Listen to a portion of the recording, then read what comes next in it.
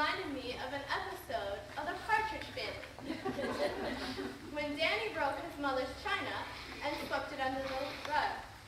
Later, when it was discovered, he wouldn't admit to the deed.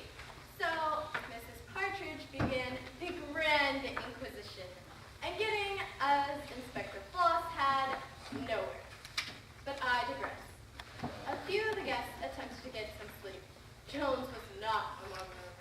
Detective work always gives him insomnia along with a voracious appetite.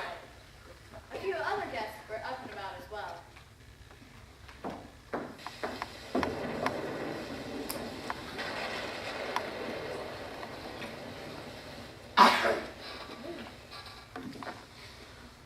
My darling, where are you? You should have been here by now. Where could you be? Mr. Cleaver, is that you? Rowena. It's all right, my darling. We're alone. Oh, Jack, I've been going crazy watching you cozy up to my horrible cousin Rebecca. It's been almost more than I could stand, and the thought of you marrying her. Now, darling, we agreed. It'll be a marriage in the name only. And when she falls off that cliff on our honeymoon, I, her grieving husband, will inherit everything she owns. Most especially your Uncle Samuel's joke chips. But the thought of you holding her, and kissing her, and following her around like a lovesick puppy dog, it must be awful for you. It has been difficult, but hey, I'm quite a guy. You certainly are, my darling. But I hate the idea of you pretending to love Rebecca. So I came up with another plan.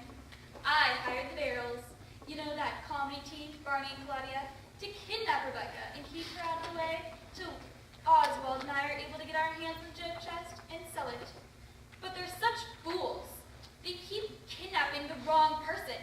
Oswald and I finally give them a picture of Rebecca so they know who to abduct. Well, that explains all the disappearances.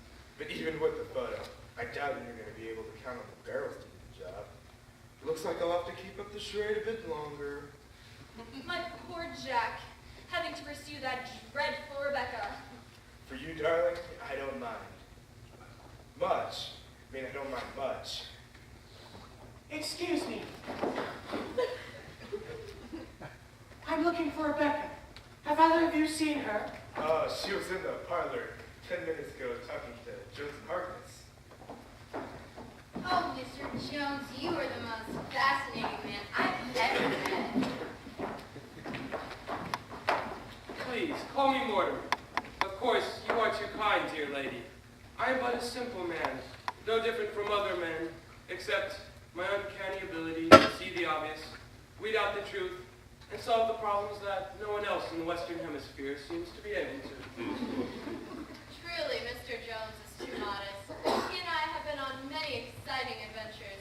It's been one thrill right after another, but it's left very little time for romance, if you know what I mean. That's a fact, Harkness. The consulting detective's life does not allow much time for feminine distraction. Oh, that's a shame, Mr. Jones. I mean, Mortimer, but perhaps you haven't had the right distraction yet. However, I find myself quite distracted at this moment. Perhaps I could prescribe something that could cure that, Mr. Jones. My good doctor, aren't animals your specialty? Indeed they are, Doctor. But at present, Mr. Jones, you seem to be behaving like a donkey. Calm down, gentlemen. I'm afraid everybody's nerves are a bit on edge. What with these disappearances? Precisely. Mr. Jones, you're a consulting detective. How do you explain all this? Rest assured, Miss Sunnyside, that no harm has come to anyone, including your uncle. How can you be so sure? I think you're nothing but a big phony. You say the mystery will be resolved by morning. If that's true, why do we need you? Rowena, where are your manners? It's all right, Rebecca. It is because I am here, Miss Sunnyside, that the mystery will be resolved. Now, if you don't mind, I think I'll step out on the veranda. I notice you have a grapevine growing up the trellis there, and the fruit looks ready for harvest. Won't you join me, Dr. Harkness? Of course. Madam, can I have a word with you alone? Of course, then. Let's go to the kitchen. I think Elmira just put a fresh pot of coffee on. I'm gonna go upstairs and freshen up. I'll join you. If Oswald shows up, tell him I've been looking for him.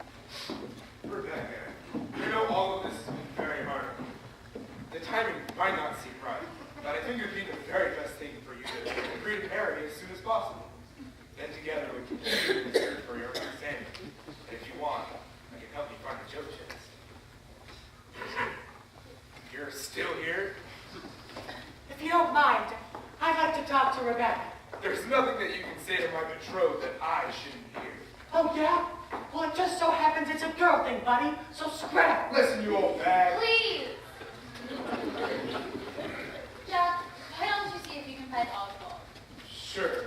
Not one word about Dagwood Hunswood. Hermsmeyer. Whatever. I'll be back. Rebecca, I'm afraid I haven't been entirely honest with you. What do you mean? I know where your Uncle Sammy is. Well, at least I did. What? It's true. I was with him earlier tonight. Is he all right?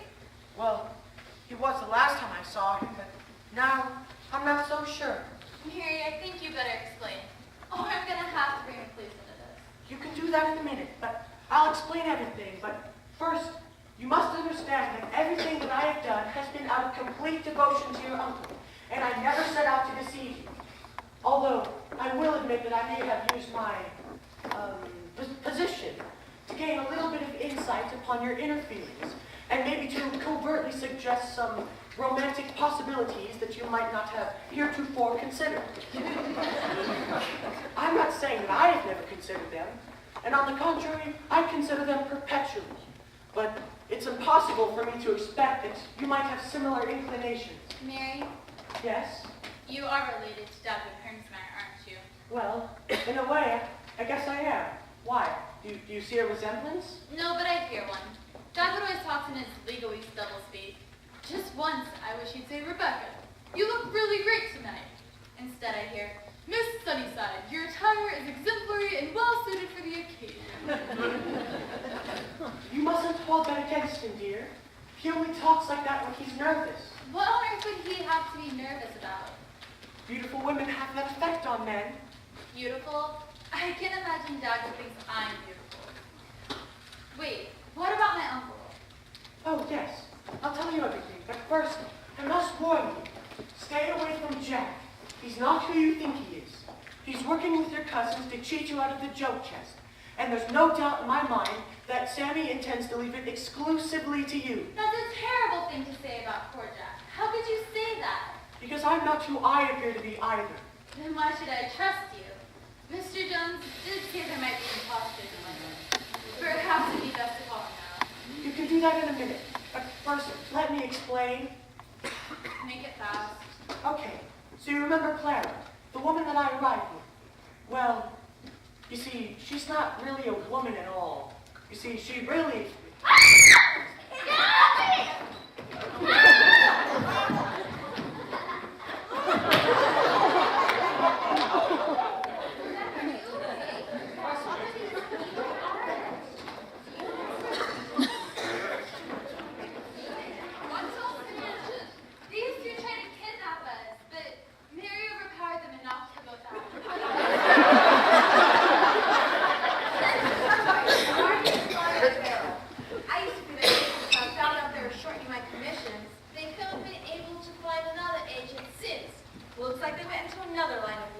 What's a woman?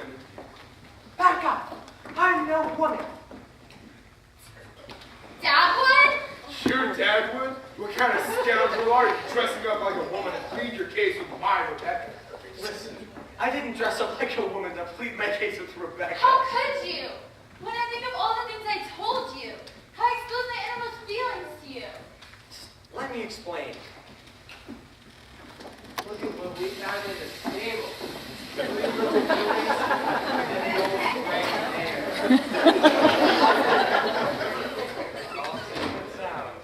We were kidnapped by those two. We'll get them out to the wagon. Come on, let's get these girls some coffee. Yeah, we can discuss the murder of Trudy and Sylvester later. New musical comedy sensation. It wasn't me or those bad sisters the bears were after. I saw Oswald and Rowena give